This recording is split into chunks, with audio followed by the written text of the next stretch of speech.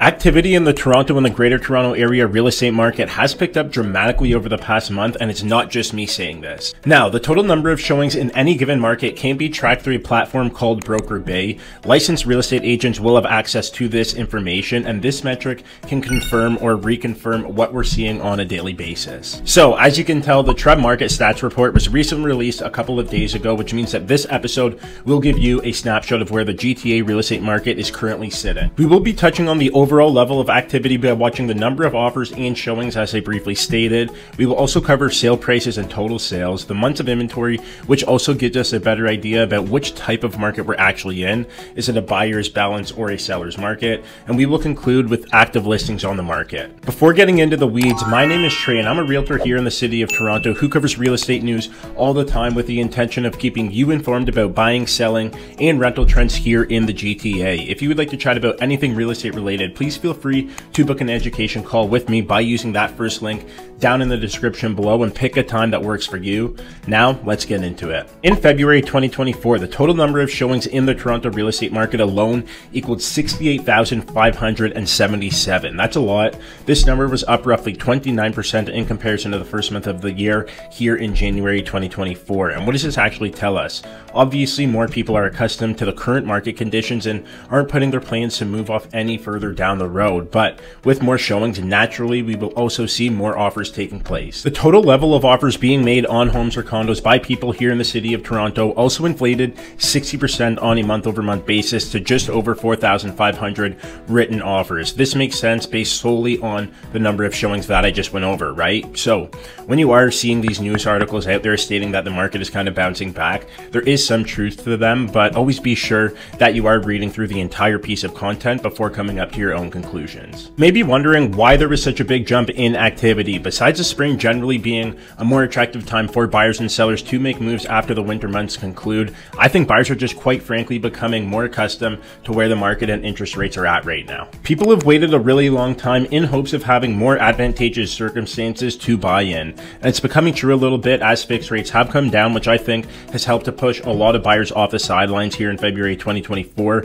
But I also think that a lot of people want to beat the potential rush of people coming back to the market when the Bank of Canada actually implements that first rate cut. On March 6th, the Bank of Canada held that overnight lending rate at 5%, which was expected by most experts and forecasters, I would say. This category, the average sale price and the total number of sales, is one that I'm always excited to cover at the end of the month because I just think that consumers are really interested in it. It matters if you're a homeowner, and it also matters if you're someone who is closely watching pricing, as it could be an indication for you to start planning your purchasing decisions. Month over month, the GTA market saw an increase of 8% in comparison to January 2024, bringing the average sale prices for all asset classes combined to $1.108 million. If we break down the prices by asset class even further in the 416 area code, you'll see that detached properties sold for $1.65 million in February 2024, which represents a 5% monthly increase. Semis came in at $1.32 million, up 10% month over month. Townhouses sold for $970,000, 8.4% higher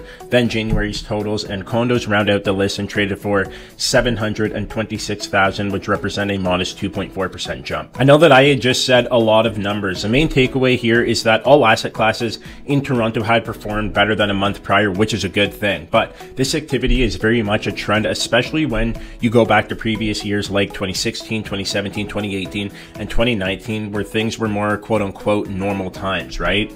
It's common for that sale price to tick upwards in February in comparison to January, and then for a couple months until the summer, and then things kind of change, prices level out before maybe seeing another gain in the fall months. Switching it up to look at the total number of sales, this kind of ties back into the beginning of the video where we discussed how many offers were made and the total number of showings in the Toronto real estate market. But sales amounted to 5,607 units across the GTA as a whole, which was the most that we've seen in the last 7 months, taking us back to June of 2023.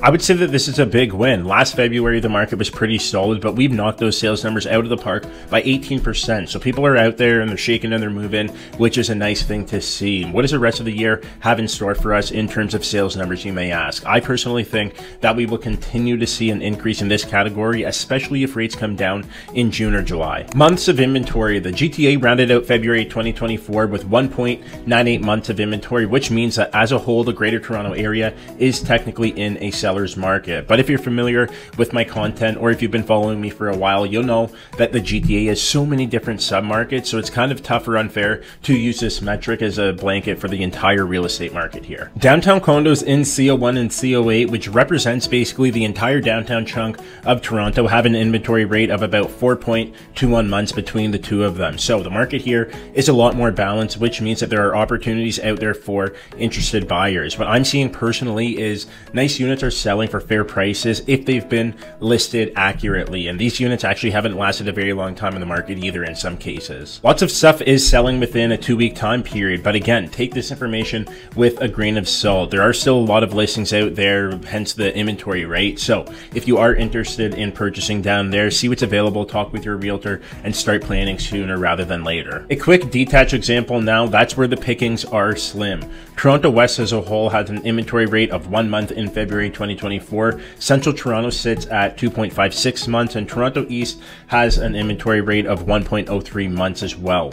Keep in mind that the inventory rate in these pockets will also vary from the average, but to see detached homes becoming a lot more competitive in recent months will put upward pressure on prices over the course of the year. Active listings were seen to increase slightly at 10% to a total of 11,100 in comparison to January 24. The bulk of active listings also came from the condo segment of the market, which makes total sense as inventory is the highest there as well, right? That shouldn't come as a surprise to anyone. And there were actually like almost 5,000 of the active listings in condos alone.